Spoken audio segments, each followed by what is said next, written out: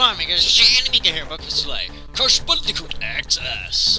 And now we're on the next space level in the game. And something I do need to actually explain, and our friend Silo1954, I believe his name is, he pointed it out for me. And basically, this might sound kind of confusing, but basically I uploaded part 6, yeah, I've uploaded part 6 ages ago, and I thought that was the wrong part, so I named it part 7 and uploaded a new part 6, just to realise that the only difference between those two videos was the original part 6 had one less level put in, so I had to delete the first one, and the new one that you saw not too long ago is now part 6 and has the extra level in it. But this is part 7, as you can see, so I obviously deleted the original part 6 that I called that I renamed to part 7, and now I am continuing on with the game, and these are levels that I haven't like skipped through recording or anything by accident. These are legitimately the next level that we're playing, and yeah, we only have 2 more time relic videos left, I believe. This one and then one more after that. And a sort of format that I'm kind of trying, it's not like fully done yet, it's kind of done at the moment, but basically, as you can see in this video, or as you will see eventually, basically, I'm putting the rest of this warp room in this one video, and then the next video is going to be the rest of the warp room. And then the part after that, I haven't edited that part yet, but if I can recall, I'm getting gems, so that's going to be a gem part.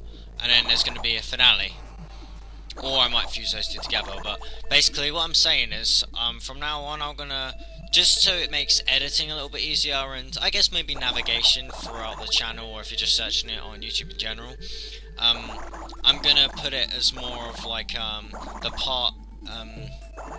part doesn't end randomly in the middle of a warp room, or if it's Sonic it wouldn't end in the middle of a zone, or Mario. Well, actually Mario did kind of sync it quite well, but basically, let's just say if I was doing a Crash Let's Play, every part would be dedicated to one warp room, and obviously once the game's completed firsthand, I'd have a part dedicated to each warp room's relic hunt, and then there'll be some stuff like right after I've got all the relics where I'd get some gems, or and then I'd do like finale and stuff, but basically each part's going to be dedicated to at least one thing.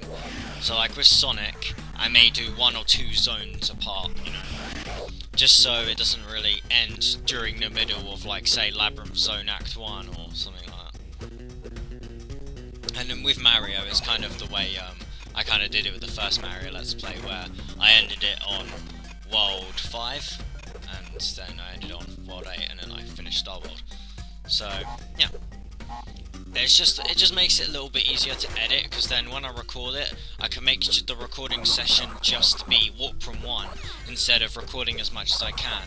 Because if you obviously haven't seen my hard drive, but let's just put it this way: my hard drive is all over the place of Crash videos. I have one hard drive with the first like 6 parts of Crash, but they're just random footage scattered all over the place, and then I have another hard drive, which is the external hard drive, which has random parts of part 7 onwards, and it's really confusing when editing, and I needed to sort it out, and that was the best way I could think of.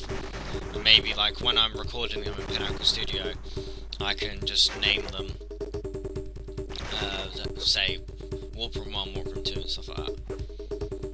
And yes, I know I'm talking about how I record my videos during a video, but let's just put it this way: there's nothing else to say. I've been saying this, like, first 3, maybe 4 parts. Yeah. And there we go. And for some reason I edited out the animation for Crash warping into the thing. But yeah. You may notice that the editing is just a tiny little bit like off in comparison to my usual editing. That isn't because I'm getting, like, lazy or anything. No, this is actually, me trying out a new editing software, and I'm getting used to it, and this LP is kind of suffering some of it. So, yeah. It will go out fine, you know, in future LPs, but I'm just kind of getting used to the software at the moment. I've got basically Sony Vegas, and I didn't like Pinnacle Studio. Windows Movie Maker crashed on me, as you'll know, and I've just... Vegas, it can get a bit iffy. It's not, like, complicated to use. Then the only thing that threw me off is probably how you split the videos, because it's a little bit different in comparison to other editing programs, but the only thing that's just annoying is the fact that when you crop like, if you split 2 bits in half, it doesn't automatically move the video right, so it plays right after that clip. So say I had, Spider-Man, okay? Say he uses web against the Green Goblin, yeah? And then he pulls in towards him and then punches him in the face. If I wanted to split it so there was one clip for him webbing him towards him, and then one bit of him if there was one bit of webbing him, and then split another part of it so it was pulling towards me, and then another part where I punched him, or where Spider-Man punched him. I'm Spider-Man now. But, basically, the way it would work like that, but as soon as I delete the middle part, so the middle part would be pulling towards him, in most video editing programs, it would instantly merge the video so it was web Green Goblin, then punch, without the pulling part. But in Sony Vegas, they make it so you have to manually drag the video itself, so if I didn't drag the video, it would just go web Green Goblin, 10 seconds later, punch him in the face, you know? So you have to manually pull. You have to manually put the video so it plays one after the other. It's kind of hard to explain, and I'm hoping that was a good way to explain it. It's the best way I could come up with. But, yeah, it can get kind of confusing, and to be honest, I didn't really watch back on that, so I'm guessing I split a bit, and when I was dragging it over, I split it over a certain section in the video, and that's why you didn't see Crash walk into the level. So, yeah. And I just thought I'd go off and explain just some of the differences between Sony Vegas and Pinnacle Studio.